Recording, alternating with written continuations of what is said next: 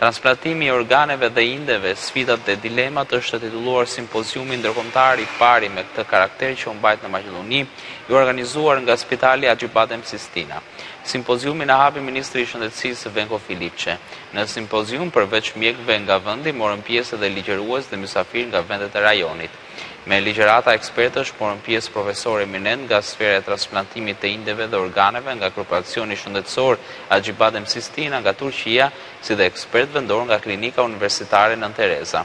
Profesor Dr. Ergjumento Valli nga Acibadem Lapken dhe profesori hematologjisë nga Universiteti Acibadem Turqi thanë se koha moderne po vjen me opsion të terapisë molekulare dhe qelike, ndërsa teknologjia po zhvillohet në mënyrë rapide. Ligjëratën në simpoziumin akredituar nga Oda e Mjekëve të Maqedonisë ndoqën mbi 120 mjekë nga Maqedonia, si dhe nga Turqia, Serbia, Bullgaria, Shqipëria dhe Kosova.